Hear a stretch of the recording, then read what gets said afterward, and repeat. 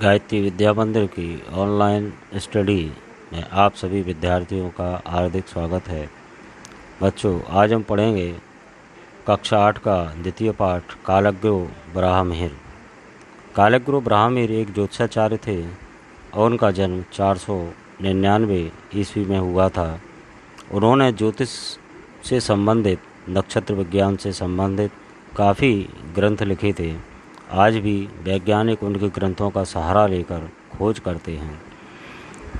उन्होंने 499 यानी तभी बता दिया, उन्होंने अपने समय में ही बता दिया था कि चंद्रमा स्वयं के प्रकाश से प्रकाशित नहीं होता, बल्कि सूर्य के प्रकाश से प्रकाशित होता है। उन्होंने बताया पृथ्वी गोल है, जबकि विज्ञान इतना उन्नत नहीं था। भारतीय संस्कृति में ज्ञान का भंडार भरा हुआ है। तो हम पढ़ते हैं कालज्ञो ब्राह्महिर अस्ति उज्जैने निकटे कपित्थ कायथा नामख्यो ग्रामः। उज्जैन के निकट कपित्थ नाम का एक प्रसिद्ध गांव था।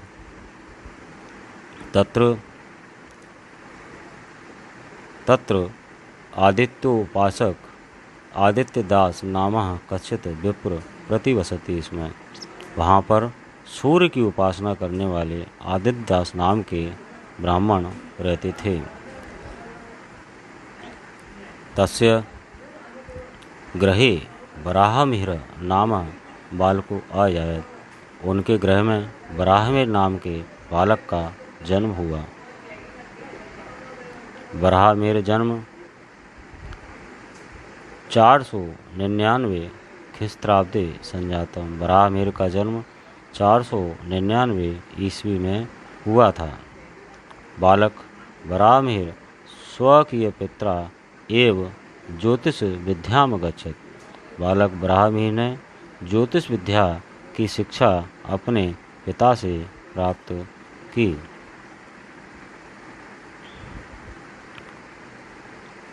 ततः स पाटलिपुत्र नगरम गत्वा प्रसिद्ध खगोल शास्त्र ज्ञात आर्यभट्ट खगोल शास्त्र अध्ययनं कृतवान। बालक ब्राह्मण ने पाटलिपुत्र जाकर प्रसिद्ध खगोल शास्त्र के ज्ञाता आर्यभट्ट से खगोल शास्त्र की शिक्षा प्राप्त की। तदानीम उज्जैनिया विद्याया प्रमुख केंद्र मासीत। उस समय उज्जैन विद्या का प्रमुख केंद्र था। उज्जैनिया गुप्त वंशस्य संरक्षे बहुविध कला विज्ञान सांस्कृतिक केंद्राणि संरक्षितानि वर्धितानि चासन। उज्जैन के में गुप्त वंश के संरक्षण में बहुविध विभिन्न प्रकार की कला विज्ञान संस्कृति के केंद्र संरक्षित और विकसित थे। अत्र नानाभिदेशभ्य विद्वंजना समागम भवति स्म। वहाँ विभिन्न देशों के विद्वान जनों का सम्मेलन होता था। अतः एव वराहमिहिरो अपि समाप्याध्ययनम् अस्मिन्नेव नगरे समागत। अतः वराहमिहिर भी अपना अध्ययन समाप्त करके उज्जैन नगर में आ गए। वराहमिहिरस्य वेदज्ञ वैज्ञानिकाश्चित्। वराहमिहिर वेदों के ज्ञाता के साथ वैज्ञानिक भी थे। स गतानुगतिकाया स्थाने वैज्ञानिक दृष्टिकोणस्य महत्व प्रतिपादितवान। उन्होंने अनुकरण के स्थान पर वैज्ञानिक दृष्टिकोण के महत्व को स्थापित किया। गृह नक्षत्र प्रभावितम फलित ज्योतिषम नाम शास्त्र तस्य प्रिय प्रतिपाद विषय अभवत। गृह नक्षत्र यानी खगोल विज्ञान से संबंधित फलित ज्योतिष नामक शास्त्र उनका लेखन का प्रिय विषय हुआ। कृतः कालगणना प्रामाणिकी अस्ति। उनके द्वारा की गई कालगणना प्रामाणिक है। भारते फलित ज्योतिषम प्रथम आचार्य वराहमिहिर एवं अन्य ना तत्पूर्व फलित ज्योतिषम शास्त्र प्राप्यते भारत। भारते फलित ज्योतिष शास्त्र के प्रथम आचार्य वराहमिहिर थे। उससे पहले फलित ज्योतिष शास्त्र भारत में नहीं था। एषः एव सर्वप्रथम प्रतिपादितवान् यत् चंद्रस्य प्रकाश स्वकीय। उन्होंने ही यह प्रतिपादित किया कि चंद्रमा का स्वयं का प्रकाश नहीं होता, अपितु स सूर्य से प्रकाशेन प्रकाशते, बल्कि वह सूर्य के प्रकाश से प्रकाशित होता है। वराहमिहिरेण बृहत् संहिता बृहत् जातम पंच सिद्धांतिका ग्रंथा विरचिता। वराहमिहिर ने बृहत् संहिता बृहत् जातकम पंच सिद्धांतिका ग्रंथों की रचना की। एतेषु ग्रंथेषु खगोल विद्यायां गूढ़तत्त्वानां प्रतिपादनमस्ति। उनके ग्रंथों में खगोल विद्या के गूढ़ तत्वों को दर्शाया गया है। अनेन न केवलं खगोल तत्त्वानां निरूपणं कृतम् अपितु पृथिव्या गोलकत्वं गुरुत्वाकर्षणस्य सिद्धांत पर्यावरण विज्ञान जल विज्ञान भूमि विज्ञान विस्तरणे विवेचति। उनके ग्रंथों में न केवल खगोल तत्वों का ही निरूपण किया गया है, बल्कि पृथ्वी की गोलाई, गुरुत्वाकर्षण का सिद्धांत, पर्यावरण विज्ञान, जल विज्ञान, भू विज्ञान आदि का भी विस्तार से विवेचन किया गया है। पादपः वाल्मीकाश्च अधो भौमिक जल स्थिति प्रदर्शन्ति।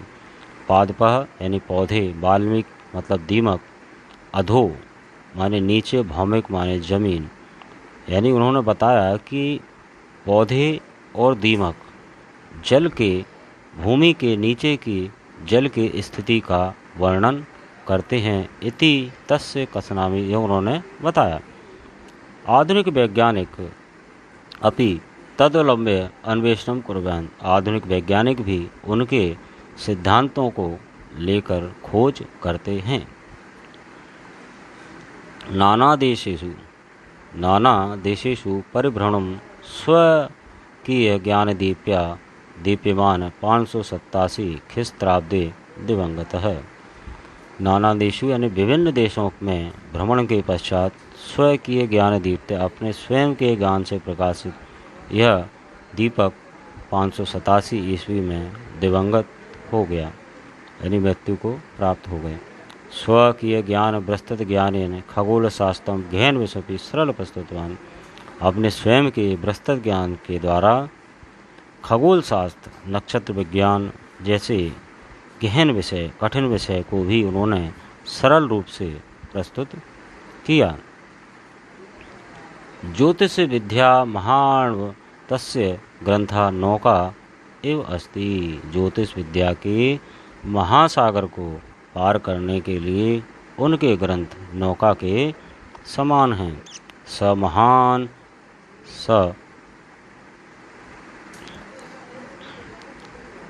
महान कालज्ञ आसीत्। ज्योतिर्विद्याया तो वराहमिहिर तमस्य सूर्य एव आसीत्। ज्योतिर्विद्या में वराहमिहिर सूर्य के समान प्रकाश देने वाले हैं। धन्यवाद। तो बच्चों, आपको ये पाठ कैसा लगा, आप सभी हमें अवश्य बताएं। अब हम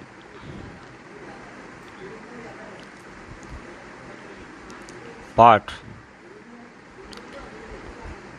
का अध्ययन क्वेश्चन आंसर करेंगे। एक पदेन उत्तर में आपको बताना है। वराहमिहिरस्य जन्म कुत्र अभवत्।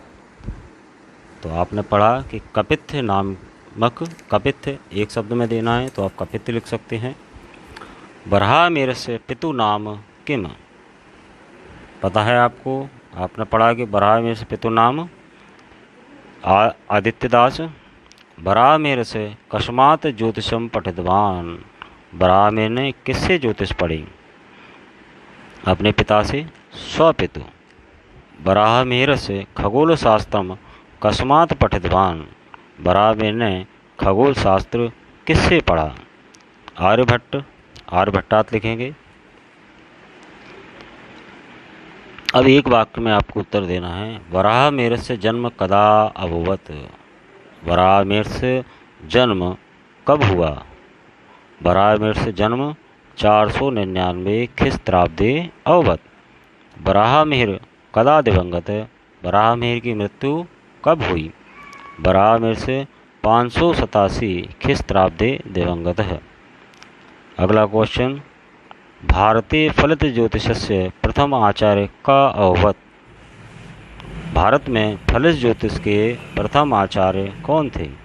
भारतीय फलित ज्योतिषस्य प्रथम आचार्य वराहमिहिर अभवत्।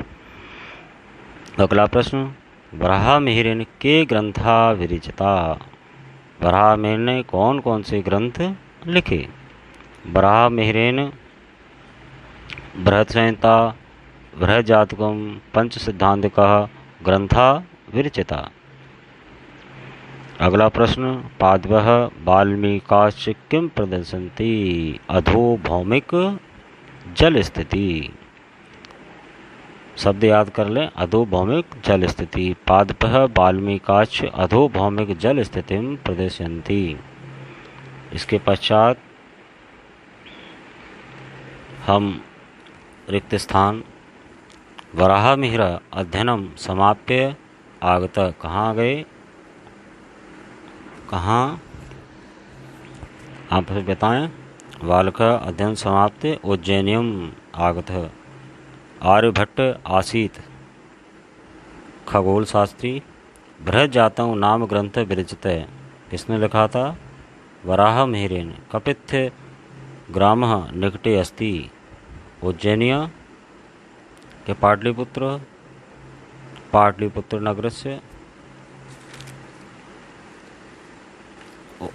अब खाली स्थान उज्जैन निकटे कपित्थ ग्रामः। वराहमिहिरस्य जन्म 499 ख्रीस्ताब्दे।